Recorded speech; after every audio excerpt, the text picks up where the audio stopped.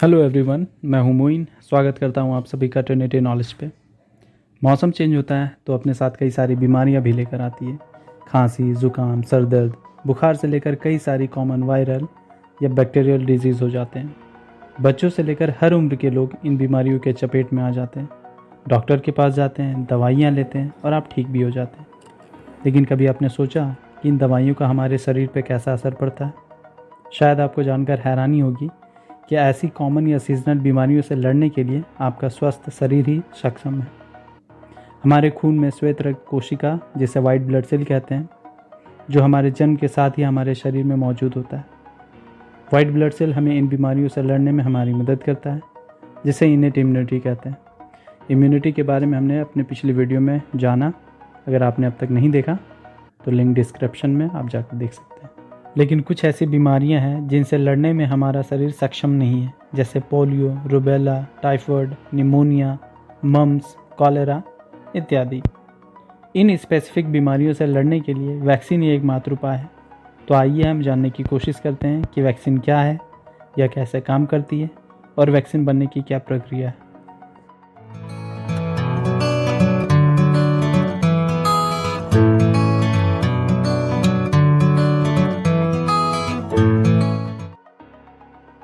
Vaccination या immunisation एक ऐसा तकनीक है जो डेड या वीकेंड वायरस या बैक्टीरिया का इस्तेमाल करके बनाया जाता है, जिसे एंटीजन कहते हैं। इनएक्टिव एंटीजन को हेल्दी इंसान को इंजेक्ट किया जाता है। इनएक्टिव एंटीजन इंजेक्ट होते ही उसका शरीर उस स्पेसिफिक एंटीजन के अगेंस्ट एंटीबॉडी प्रिपेयर करने लगता है और कुछ ही समय बाद उस इंसान के अंदर उस स्पेसिफिक एंटीजन के अगेंस्ट काफ़ी मात्रा में एंटीबॉडी प्रेजेंट होता है। जब कभी नेचुरली वह इंसान उस स्पेसिफिक एंटीजन वायरस या बैक्टीरिया से इन्फेक्ट हो जाए तो उसके शरीर में मौजूद एंटीबॉडी उसे रिकॉग्नाइज करता है और उसके अगेंस्ट एक्शन करता है और इस तरह हमारा शरीर बीमार होने से बच जाता है। कुछ ऐसी बीमारियां हैं जिनका वैक्सीन बनने में बहुत समय लग जाता है, तब तक लाखों लोगों की जानें जा चुकी होती है। 1979 में स्मॉल पॉक्स, जो कि मोस्ट कंटेजियस और डेडली वायरस है, जब तक इसका वैक्सीन लोगों तक पहुंचा तब तक 300 से 500 मिलियन लोगों की जानें जा चुकी थी। मिसल्स, 1958 में यूएस में यह बीमारी आउटब्रेक हुआ था, जिसमें 7,63,094 केसेस पाए गए थे और उनमें 552 लोग मारे भी गए थे।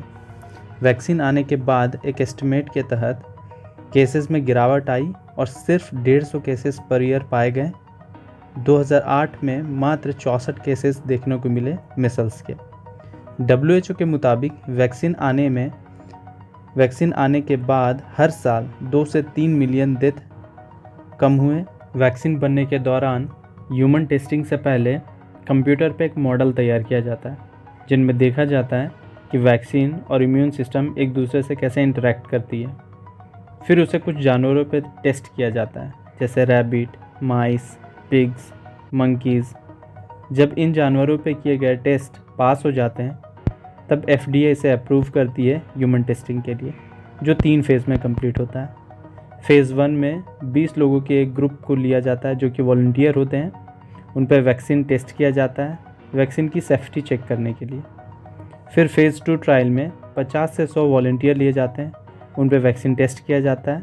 रिसर्चर्स टेस्ट के दौरान लगातार डाटा कलेक्ट करती है वैक्सीन की इफेक्टिवनेस की, आइडियल डोज क्या होने चाहिए और वैक्सीन की सेफ्टी की। फेज़ 1, फेज़ 2 ट्रायल सक्सेस हो जाने के बाद फेज़ 3 ट्रायल में 100 से 1000 लोगों पे टेस्ट किया जाता है। इस फेज़ में वैक्सीन की इफ़िशियंसी पे फोकस किया जाता है। इस फेज़ में काफ़ी साल लग जाते हैं वैक्सीन की इफ़िशियंसी टेस्ट करने में। जब phase 1, phase 2, phase 3 successfully pass हो जाते हैं तब मैन्युफैक्चरर लाइसेंस के लिए FDA को अप्लाई करते हैं। FDA लाइसेंस देने से पहले सारे testing records, clinical trial results को वेरीफाई करते हैं, वैक्सीन की प्योरिटी टेस्ट को वेरीफाई करते हैं, सेफ्टी देखते हैं और मैन्युफैक्चरिंग मेथड देखते हैं। तब जाकर FDA मास प्रोडक्शन बनाने के लिए मैन्युफैक्चरर को लाइसेंस दे देते हैं। अब हम जानेंगे वैक्सीन बनाने के तरीके। वैक्सीन कितने तरह से बनाए जाते हैं? वैक्सीन 2 तरह से बनाए जाते हैं, फर्स्ट जनरेशन वैक्सीन और दूसरा होता है second generation vaccine. First generation vaccine में पैथोजन के डेड या वीकेंड फॉर्म को यूज़ करके वैक्सीन बनाया जाता है, यानी उनके वायरुलेंट प्रॉपर्टीज़ को डिसेबल करके वैक्सीन बनाया जाता है। जैसे polio vaccine, smallpox vaccine, BCG vaccine और इन्फ्लुएंजा वैक्सीन।